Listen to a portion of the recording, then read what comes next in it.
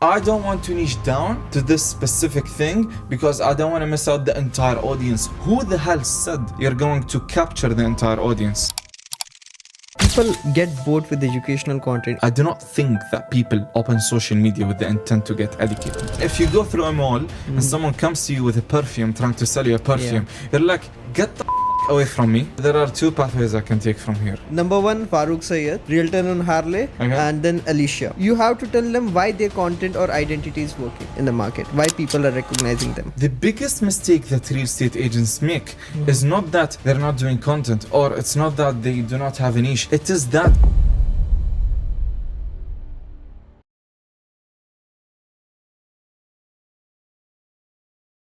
What's up, ladies and gentlemen, boys and girls? I hope you guys are doing well and having a great time. Welcome to TBH with JJ. I'm your host, Junaid Jashuddi, and today we have a young individual, Mr. Khaled, on the podcast. Welcome to TBH podcast, Khaled. Thank you for having me.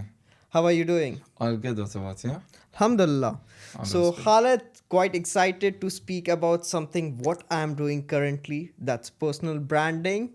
And what you are doing is personal branding for real estate guys. Yes, it's a bit more niche down. Yeah. So we will speak more about that. Before that, Khalid, what's your story? How did it start? Okay, interesting. So it's a simple come up. It's the usual. I was in school, wasn't convinced of the normal pathway, realized there was something better, and then bounced into every single business model there is. So I tried dropshipping, I tried other agency models, I tried TikTok automation, I tried YouTube where you like post clips and you try to generate money through CRM. I tried everything under the sun. So then I just stumbled upon personal branding for real estate agents, and what happened was actually we got to know each other from the Brahmi Summit. Yes. So in the last Brahmi Summit is where I acquired my first ever client. And he was Ahmed bin Shayba. I'm not sure if you know him. And I made him blow up. Like blow up really hard. So we generated more than 200 million views in a span of 5-6 months. And on top of that, the clips that we have clipped for him, other people use the same clips, and they generated more than like 200, 300 million views from them. Like that's the minimum. It can go up to 500, 600 million views. So that was way too much, and that's insane results. So from there, I wouldn't say fully, I didn't like pick the avatar I would work with, but then I realized like I have to pick someone. I have to niche down.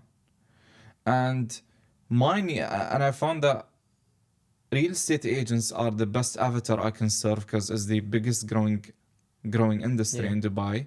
Plus, is the industry where media is most focused on.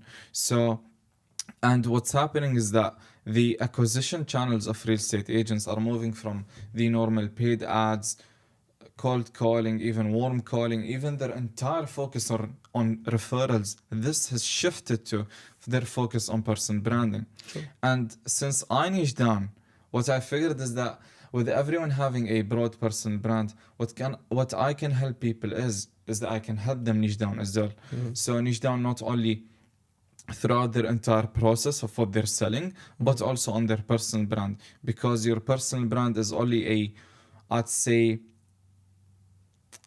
it's a focused glass on what you do in person or what you do in actual business. So since everyone is now, let's say everyone I'm working with is now niche down to a specific area, property type, developer, or an outcome they'd help their avatar to achieve, we would apply the same thing on social media, and then they would become the face of their niche. For example, if someone focuses or niches down to an area like Expo City Dubai, which is a upcoming area, just like how downtown was 10, 15, 20 years ago. So if I help someone niche down there, now they would be known as the face of this area, and they would be associated with the area or with the community itself. And this is what branding means. We usually say personal branding, but what does that even mean? Same thing applies on many things people say on the internet. Like they give you advice, but what does that even mean? Let's break down the words that we're saying and identify the truth we're talking about. Brand means associations, what you associate yourself with. And if you'll build a niche personal brand and your niche will be expo or would be real estate agents or whatever it may be, then you would associate yourself with the avatar or with the term you're talking about. True. So, yep, this is what I help people do. Got it. But when you niche down, sometimes don't you miss lots of things? Yeah, that is retarded. Because let me explain, not to you, obviously, public. Yeah. So this is something I hear a lot. I don't want to niche down to this specific thing because I don't want to miss out the entire audience. Who the hell said you're going to capture the entire audience? If currently in your current state you are barely able to handle a few clients or get a few clients, who said you will be able to handle the entire market, 100% of the market share? Jumping for a monopoly like straight away, no, that doesn't make sense. And in the world of competition, if you jump for the big pie, or let's say the entire market, let's say a real estate agent wants to participate or compete in the off-plan market or just a broad personal brand. They are competing with whales like Firas, like Alicia, like Dalila, like Realtor on Harley, someone I think you're associated with as well. So they are competing with these type of people and they are more established, they have more experience, and they also have an established personal brand, not only established as an agent or as a brokerage owner in the industry. So with the amount of resources they have when it comes to influence, reach, and as well as capability, competence, and with the amount of resources you have, which is effectively nothing, and 0 followers on Instagram, how would you compete against them? Yeah. It's not possible. True. What would make more sense is that you pick a smaller pond in the entire ocean. Pick a smaller pond in the entire ocean and conquer that pond and then expand from there. So you can focus on, let's say, one specific property type. That can be waterfront properties. Yeah. Obviously, that is such a limited niche because the supply itself is limited. Once you focus on this type of property or on this niche, you can give yourself a time frame of a few years to conquer it. But then, after you conquer this niche, what you can do is you can expand to something a bit broader. It can be a selection of areas. It can be a few property types. It can be multiple things. It can move even up to off-plan. So you can move up from there. You can expand your brand from there. And this is something that I've seen a lot with many real estate agents that I work with. After they conquer a specific niche, one niche only, after it is done and they've done the hundreds of millions of dollars or dirhams in sales, they move upwards. They move to not a sub-niche. They do not stick to a sub-niche. They move to a broader market. And even sometimes they go and open their own brokerages. Not that I believe it's the best choice, because that is a completely different game, being a real estate agent and being a brokerage owner. This is client acquisition and this is leadership and management and talent acquisition as well. So that being said, the right pathway is niching down and then moving upwards or expanding your niche. And this is what can be done. And this is how everyone that reached the top did it. Do not get fooled by what was happening in the market 2-3 years ago.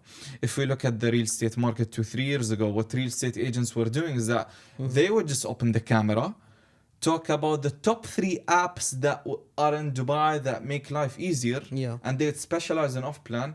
And tada, they have 300k followers next day morning. And that was happening. Yes, it kind of, maybe not 300k followers, a bit below that. views. Yeah, something of that sort. A bit below that. And why? Because there was absolutely no competition in the market and they had first mover advantage. A few, like 10, 20, 30 people had first mover advantage. Therefore, there was too much to capture and they captured it all. Or not all, a big part of it. But now, as we 3-4 years after the entire organic personal branding thing came up, well, one, we have 30,000 active real estate agents licensed, if you can check DLD. Additionally, every single person is just filming content. More than 30,000. I mean, registered now, so 31, 32. Some. It might be more than that. Registered is 30,000, but Oh what, yeah, no, obviously no, it's way more than that. Yeah. But let's keep it like legal, the Yeah. registered ones. Got it. So, yeah. Additionally, everyone's just on social media. Like everyone's just picking up the camera, and on top of that, us agencies we're like duplicating. Every day there is a new person serving this specific market, and that raises the bar, increases competition, and makes it harder to achieve, let's say, a set outcome like 10K followers. So, yep. So I want to understand more things about strategy. Okay. For Okay. example, let's say XYZ guy come to you and they want to start a personal brand, Okay. right? Okay. So how would you plan it? Like, what would the strategy for a personal Very good question. you make for them? Strategy is how you allocate resources, how you allocate limited resources against unlimited ones. Okay. So you have limited things, you have $1 million in the bank, and you want to buy unlimited things. How you allocate the $1 million in the bank is strategy. So now we have someone who wants to create content. They have limited resources, which can be a few $1,000s to invest in their personal brand monthly. Okay. 2, their competence and their network and their resources. 3, the knowledge, experience, and things they already know previously. First, I identify what they are good at. Let's say they are special, or you identify what they specialize in, which is what they're good at, where their competence lies. Let's say they specialize in a specific developer. Let's pick a random one. Let's pick Amar. Okay. Then you look at what exactly do they want to achieve, because a strategy, you pick a system to build. If someone is looking for lead, are we talking strictly about personal branding? Yeah. Okay, amazing. On social media? Yes. Okay, of course. makes sense. So then after we pick what they specialize in, we have other brand verticals that we want to focus on. They have a personality. There is something called personal, in-person brand. It's not only brand. It's not only you coming and talk and giving information like an information desk. Yeah. Right? So we would find a unique personal trait that they would have that is unique. That is not a common trait. They could be funny in front of camera. They could be sarcastic. Highly energetic. They could be, highly energetic. They could be, or they might not be any of these things. They will just be they're just able to analyze and assess investments insanely better or insanely like good. So we'd find a personal trait that we'd like to amplify through content. Next, we'd like to see what would they like their what their offer is. So what do they help their avatar to achieve? Let's say they help their avatar to achieve ROI or return on investment or capital appreciation or rental income or whatever it may be. Or they help their avatar to find a home. Or they just help people buy in a specific area. Or they help someone get certain deal flow in this specific way. Okay. So we find what they specialize in, their unique character trait, and what their offer is.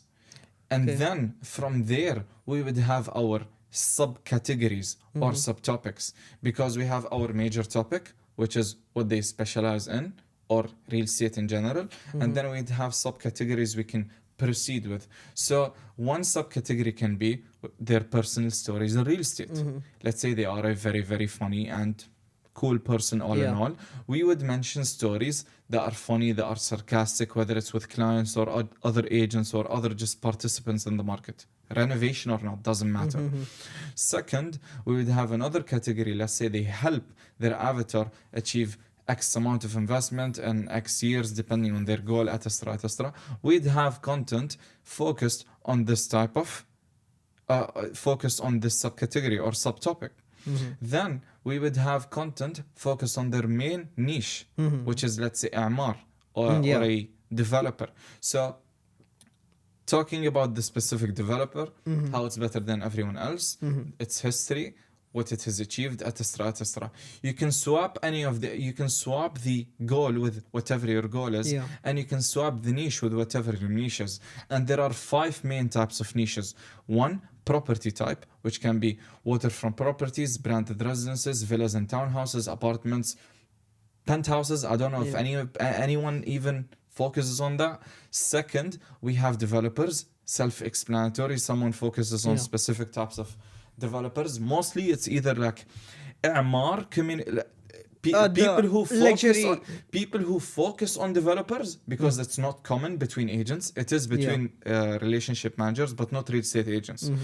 People who focus on developers, it's either إعمار communities or government-backed developers, or it's a mix between both. And like you put in Ellington and Expo and Omniat and a few others. So it's just like the top 10.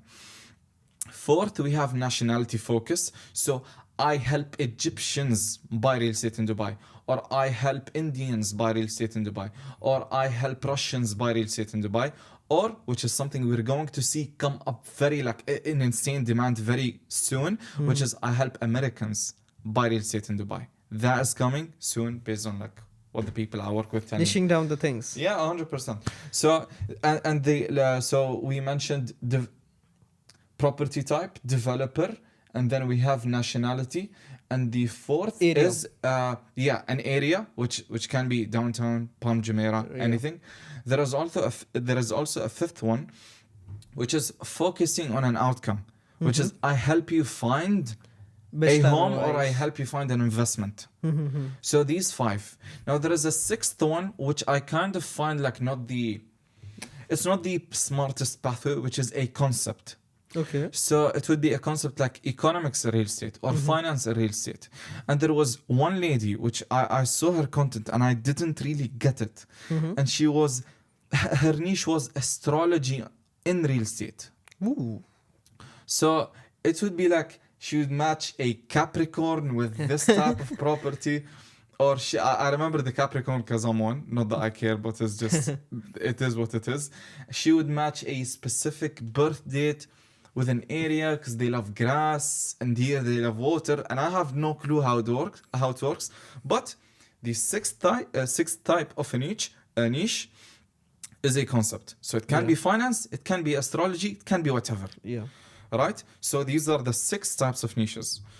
And this is how you categorize the niche, and that is how we pick a strategy. Going back to the strategy topic is that after now we have our 3 main categories. An additional category which would sum it up to 4 different categories would have to be broad real estate content. Okay. You still have to teach people what off-plan is, what real estate is, the difference between Dubai and London, taxes here, taxes there. Why? Because the biggest mistake that real estate agents make is not that they're not doing content, or it's not that they do not have a niche. It is that they assume that everyone watches them they think that they have the same level of information that they themselves have. They think people are as niched or as well as they think that people are as well educated as them in real estate, but it's not the case. It never is. You still have to explain to your prospects or to your audience or whoever is watching you what simple real estate fundamentals are. This is taxes, and here we do not have taxes. Here there is safety, there is no safety. Here we have, okay, if there is taxes, it is 9% corporate, whatever. It's not that whatever I'm saying is correct, but these are just examples. So this is just the biggest mistake I see everyone making, is that yalla, let's jump into complicated content expecting people to understand it. But like they never do. Simple content. Yeah, simplicity is king, and simplicity is king. And I'm trying to drill this concept in my own head, because I and many people that I've worked with fell into the trap of thinking that complex content is what can grow a personal brand.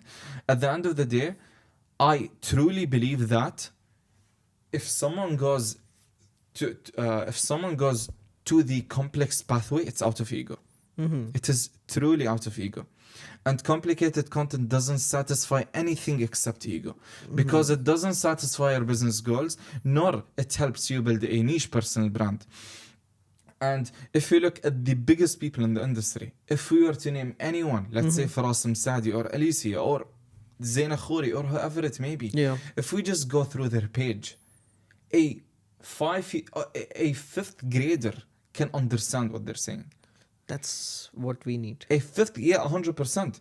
And if we look at, let's say, a random real estate agent that is posting good content, it's a cool idea, it's a good script, it's a good edit, and they're posting consistently.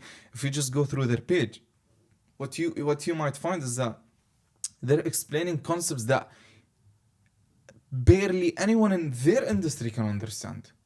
Like exit plans, and this is how we can invest in this way and get, like, it's too complicated and specific Make it that it simple. even get 100% that it even gets harder to script. So you look at the big boys of the industry, they're doing it simple. You look at the people who are trying to grow, but their ego is stopping them from growing, because I do not want to post simple content because I'm so smart and I'm trying to attract this type of buyer. I'm sorry. Yeah, no, that's absolutely retarded. It doesn't make sense. Right? Tell me, correct me if I'm Yeah, wrong. that's right. I mean, Yeah. that's the thing. I mean, whatever you are saying is quite relatable for what I feel. What do you say? There are a couple of things like which we went forward, we went far. Let's go Yeah. back a bit. Oh, yeah, my so, bad. so one of the main problem which I have seen in the market right now, you mentioned about niche, which is clear with most of the people that you have 5-6 categories of things where you can niche down yourself and create Yeah. content. Second thing is the formats of content which you are planning. One is educational content, one is entertainment content, one is somewhere you are selling any telling about the projects. Okay, so I will give you an example. Let's say this or that format of content. You Yeah. say Palm Jumeirah or Palm Jabal Ali. Yeah, ping Burj pong. yeah, ping pong, right? So this kind of content works because it's quite simple. But can this help us get reach out to the right people? So if you do ping pong content like a retard, obviously it's not going to reach the right people. If you talk about what you like in a husband or what you prefer in a wife or like these type of things, this is personal content. That is a story for another day. But let's say these broad abstract topics that are not anywhere related to Dubai or real estate. This will not reach the right audience. Okay. If you do ping pong in a right way, where you mention, let's say, areas or any real estate terminologies that are closely related or are in real estate, then yes, it will reach the right audience.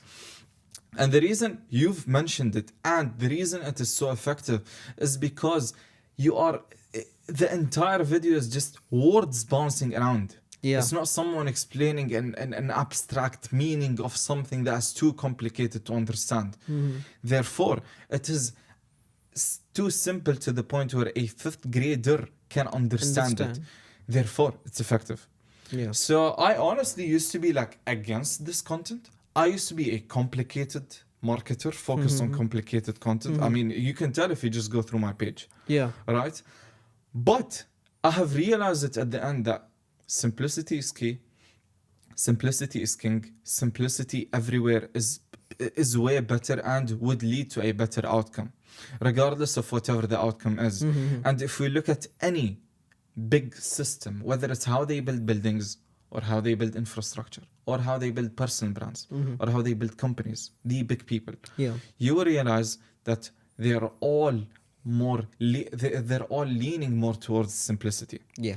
And even I realized this when I simplified my entire business model. It grew faster. It became more efficient. I realized this when I started moving from complex marketing to simple marketing. Is that the brand grew more. There was more reach. There was more influence. People would relate more. Got it. So yeah. What about educational content? Like people get bored with educational content. If you see educational content, you know, you have a great value in that, but the engagement which you see, okay, this has around for example, someone has 50-60k followers, but the engagement is like 8 to 10k views or maybe 100 likes, 150 likes. So what's the Okay. concept behind it? Okay. One, educational content is required to build a niche personal brand. Yeah. Because one of your goals while building a niche personal brand is to achieve trust and credibility with your audience. And to do that, you have to help them solve problems. And to help them solve their problems, you have to alleviate their pain. Yeah. And to alleviate their pain through content, you have to do what? Give them educational content that is solution focused. I'm all with that. But there is one thing that we have to align on. That I do not think that people open social media with the intent to get educated. Yeah. They want entertainment. Yes. So that being said, you can still educate them because if you highlight a problem or a pain point that your audience have or go through, they would stop scrolling and watch your video. But you have to do it in the right way. You do not just sit and talk for 10 minutes straight about things that are very, again, complicated or like very, very way too niche down without being entertaining, without an entertainment factor. Yeah. Obviously, everything has to be in alignment with making the viewer watch the video for as long as possible. Yeah. You want to retain them, which is Curiosity. retention rate. Yeah, 100%, which is rate of retention or watch time, session watch time.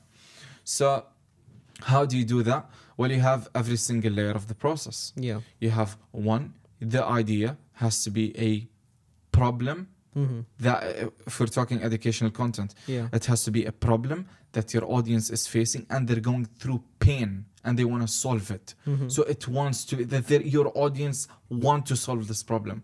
So a very non-one is tax. Like it is as clear as it gets. This is also educational content. When people explain, let's say, a tax structure in UAE versus in London, this is also educational content. But maybe it's too broad, so now people think it's entertaining. So one, it has to be a pain point. So if someone paying 40% of their money away, that is a pain point. Second, the script itself should be structured in a way where it is attention grabbing in the hook and retaining throughout the entire script. Okay. We don't have to dive into scripting principles. Okay. That is something else. Yeah, that's something which I would like to emphasize on. Okay. One thing before getting into we can, like, if you want. So, we will get into that. But before getting into scripting, you know, people come and say, okay, today I will show you this particular apartment by this particular developer. Nobody cares. Who cares? So this is selling. And there is something called, but no one wants to be sold. Yeah, one, obviously nobody wants to be sold. Like, everyone will have their guard up. Yeah. I mean, if you go through a mall and someone comes to you with a perfume, trying to sell you a perfume, you're like, get the fuck away from me. Exactly. Right? So that is one thing. You don't want to be sold and you never want to be sold. True. Second is, there is something called give to ask ratio. If you give for X amount of times, you can expect an ask. Like, you can ask for someone without it being so, how to say, unbalanced. So the give to ask ratio has to be balanced as well. They say jab, jab, jab, right hook. So give, then right hook, then ask. Yeah. If you, let's say, provide value, or you provide solutions, or you remove pain points in 15 videos, if you ask in one video, it's fine. If you display property or do a property tour, where property tour and selling is different. Yeah. But if you're selling, like directly selling, hey, this is the project, this is the payment plan, this is what you can expect in ROI. If you want to invest, DM me. This is direct selling. If you want to do that, then okay, you have to give in advance for it to work. But without giving in advance, it will never work. What about campaigns? What do you mean? We run meta ads campaign. So if you want, that is fine. In fact, I fully believe that agents should do it. I'm a believer that any business should have two main acquisition methods. Your first can be personal branding, or it can be referrals. That is fine. But your main one has to be lead gen. If you want to achieve leads, do lead gen. It doesn't make sense. Through personal branding. Yeah. I mean, you would get lead flow through your personal brand, but it just takes a longer time horizon. Yeah. You cannot start tomorrow and expect lead flow. Yeah, it will take years. I mean, I pulled it off, but exceptions do not disprove the rule, right? Yeah. So, yeah, 100%. If you're looking for leads, do lead gen. If you want to build a brand, build a brand. That's it. Yeah. I see people get it the other way around. They want to build a brand, But they want they leads. post a few videos and then they boost it. Or people who want to do lead flow, they build a brand. What should be the strategy for this? How should they get, for example, XYZ person, realtor in the market, he wants to build a personal brand as well as generate leads. The mistake is when you pick one. You do not pick one. You do a hybrid acquisition system where you build a Balance. personal brand for building a brand because it's a long-term move and you have to have a brand within the next few years in the real estate industry, if not this year. That is one. Two, you do lead gen to get leads for your business and to close deals. But what makes it even better is that when you have a personal brand and you do, let's say, profile visit ads, or you do, let's say, end of funnel ads, or direct webinar, or you have a webinar Yeah. funnel, or you have, let's say, a DM me funnel, or whatever it may be. When having a personal brand, it is way easier to run ads. And what you realize is that one, it's cheaper, two, it's faster. And let's dive in a bit more.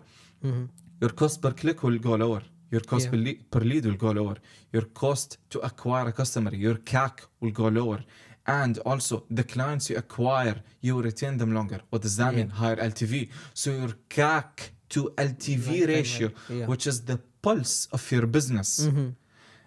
Your pulse is the most important metric you look at Yeah. in a human's body. Yeah. The CAC to LTV ratio, which is cost to acquire a customer, lifetime value of a client or of a customer, is the most important thing. If you can decrease your cost to acquire a customer as much as you can, and you increase your LTV as much as you can, then Yeah. you've won the infinite game of business. Got it. I mean, there are no winners and losers. There are players and quitters, but that's a story for another day. Yes. So going back to the topic, which one do you do? No, you do both. And one helps the other. Your lead gen would be way more effective. Cost per lead, cost per click, cost to acquire a customer, cost per booked call, cost per DM, cost per anything will be way lower and much more effective if you build a brand. Got it. Yes. Okay. Let's get back to scripting. Okay, yeah. That's something Back which I would love to speak, and it's my pain point. It's my problem. Let's solve it. So, Okay. what do you think? Do you give scripts word to word to your client, or how does the scripting work in real estate? Okay. I'm going to answer this question at the end. Number one, we have to explain what value is. Okay. Value in content, there is my usual line, which is value is created when pain is alleviated. Pain is alleviated when problems are solved. That's the mantra. Okay. So that means that your content should be solution focused. That is one. This is the first step of value. Okay. The second step of value is viewer depictable. They can see themselves doing it. If you explain a broad concept like, what do we pick? Let's speak about developers or project. No. You should pick let's say a real estate agent would do a video about how commercial properties are better than every other type of properties. That is way too broad, right? A more specific or a viewer depictable video where they would see themselves doing it is explaining the differences and the impact of investing in a commercial type property versus, let's say, a waterfront type property or the next best alternative, which is usually villas and townhouses in our current case in end of 2025. So that is more a viewer depictable video. Oh, I was going to invest there, but this agent helped me identify that this Better is not the best opportunity. point, and that is the better alternative. And he also explained how I can do that step by step, which is why, let's say, a step by step in investing in real estate Dubai works very well. This specific idea, because it's very viewer depictable. People see what they will go through in advance, and it also helps them set expectations.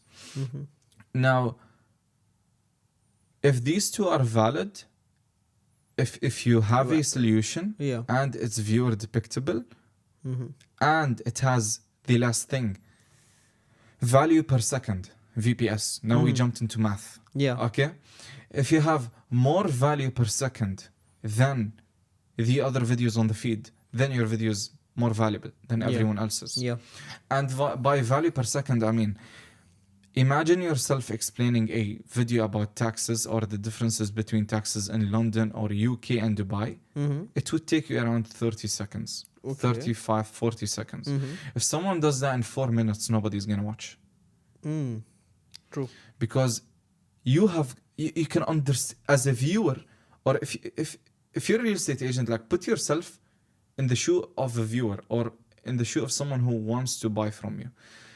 If they can get this piece of information in 30 seconds, if they are presented an option of watching a 4-minute video, will they?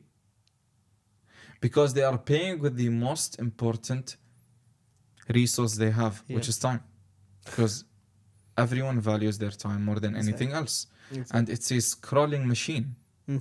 So 4-minute video or a 40-second video, I would obviously pick the 40-second video. Of course. So this is what makes a video valuable. Now I want to mention a disclaimer that longer videos work. 1-minute videos work, 2-minute videos work, but it takes far more resources to make it work. Yeah. And if you can barely build a personal brand, I assure you, you don't want to go that far.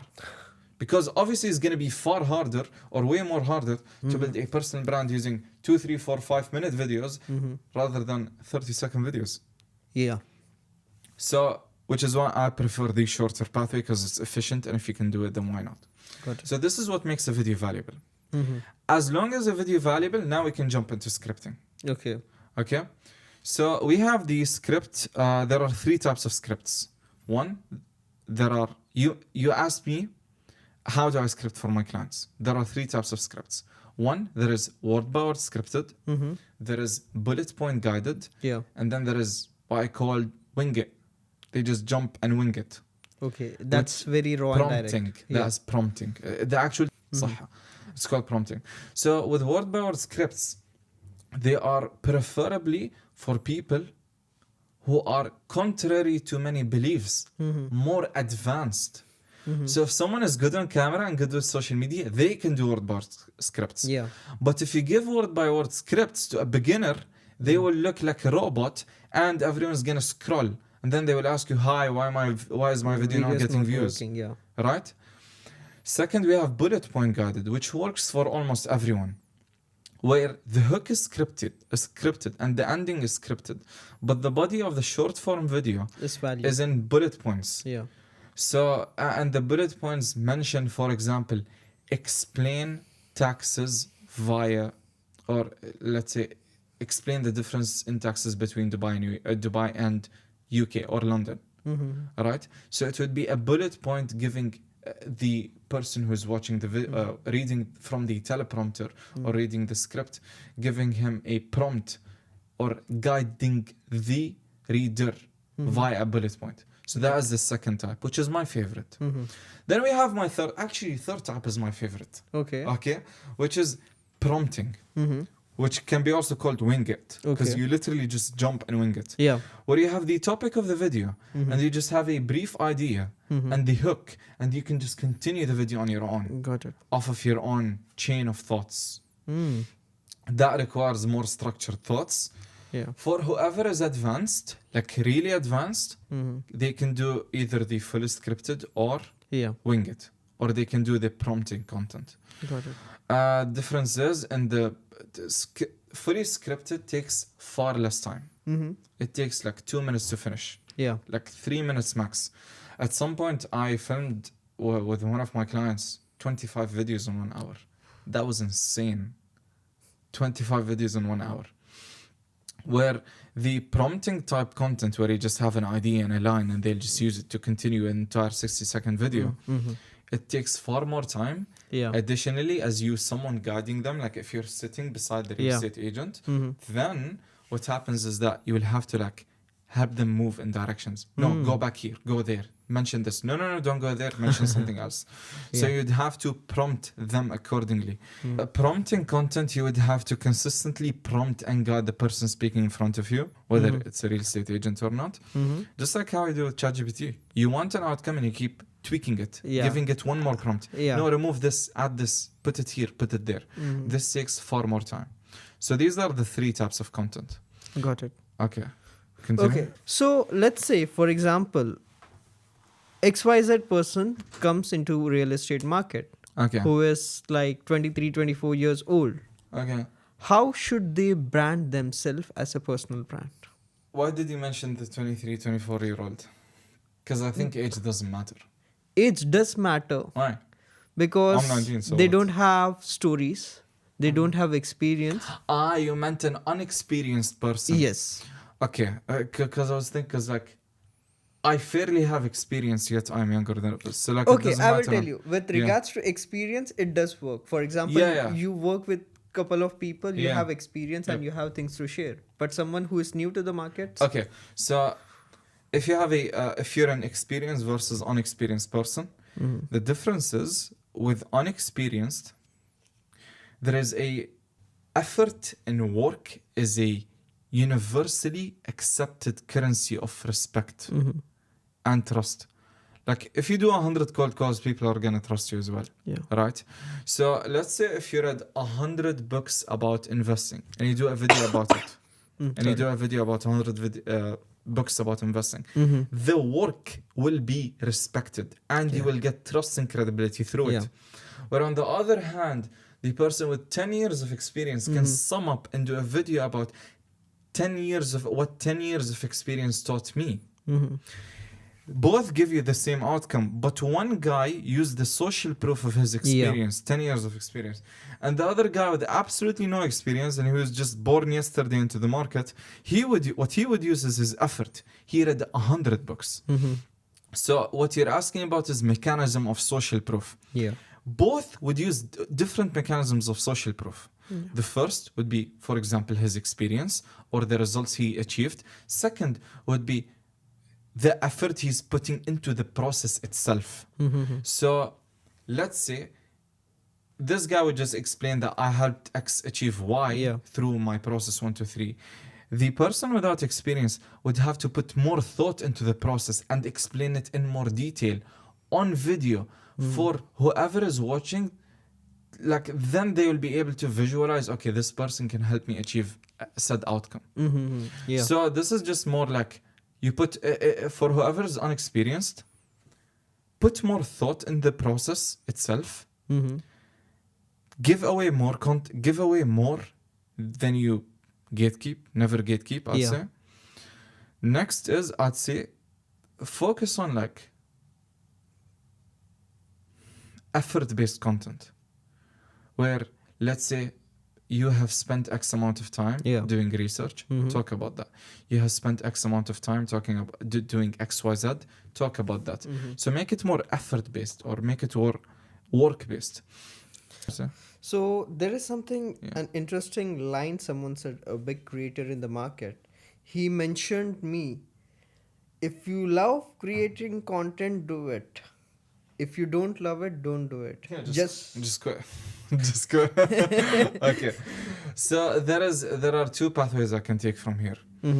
One, pick your goals and like pick a goal and do whatever it takes to make it impossible not to achieve your goal. Right. So like if your goal is to become at the top of the real estate industry, then you definitely need a personal brand. True. You need a personal brand. You need to jump on shows. You need to do podcasts, articles, everything under the sun. You have to be everywhere. I mean, that is the goal. But channels. First, obviously, you need to be omnipresent on all channels. But and to do that, like there are 2 answers, to be honest, I have. If it's truly difficult to create content, then easen it out. Make it easy to create content. Whether it's building a in-house studio, whether it's hiring a full team, a competent team, whether Yeah. it's working with people you like, whether it's doing content you like and fully aligns with your identity. Because one of the main reasons I see people avoid creating content is that the content itself does not align with their identity.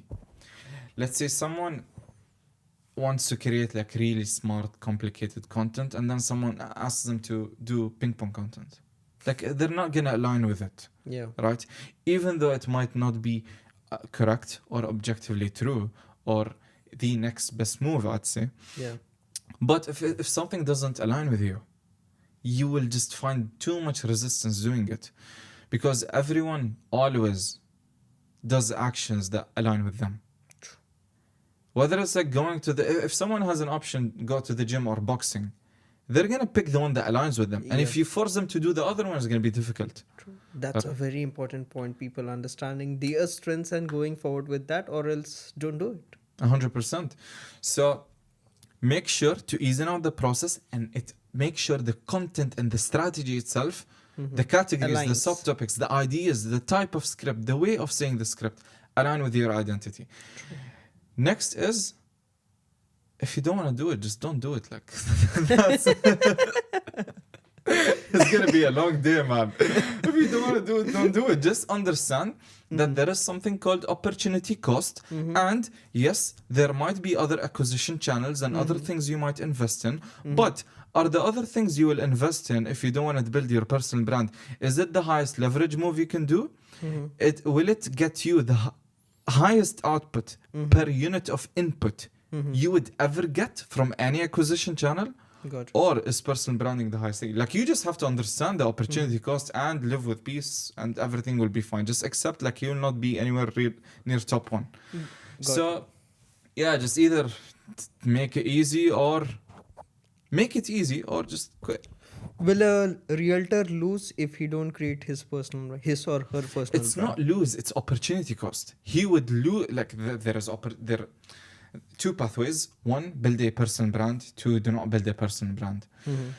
If they build a personal brand, they get all of the things from lead flow, trust, credibility, shorter sales cycle, both client acquisition and talent acquisition, better network and connections in the entire industry, whether it's brokerages, real estate agents, relationship managers, developers, anyone it may be. 6, easier collaborations and more collaborations with every other brand in the industry.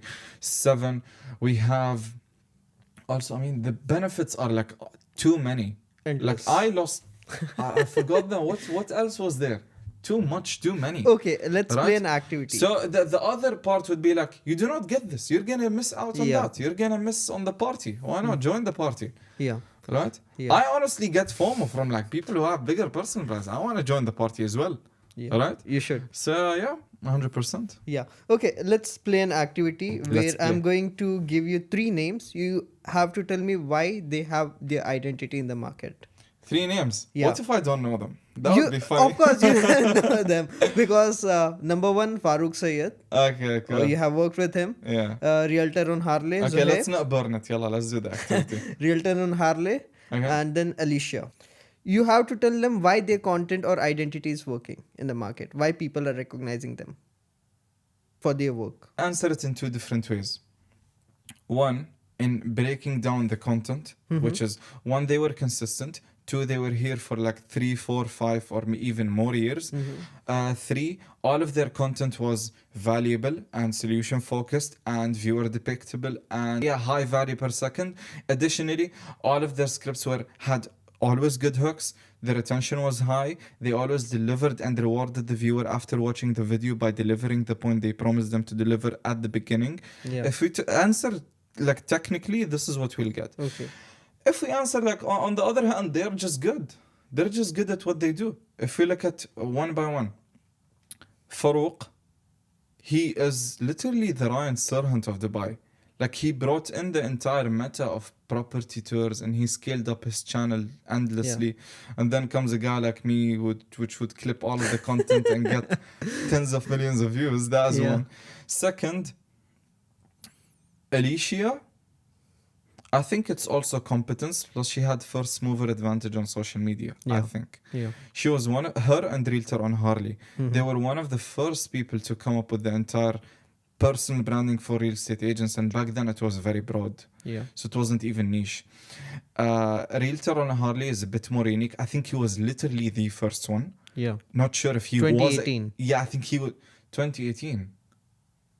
I was 12. That's insane. Okay, I think. Yeah, that's true. Oh my god, that's too far away. 2018. Yeah. Insane, honestly. He started when Instagram was just photos app. That's crazy. Okay.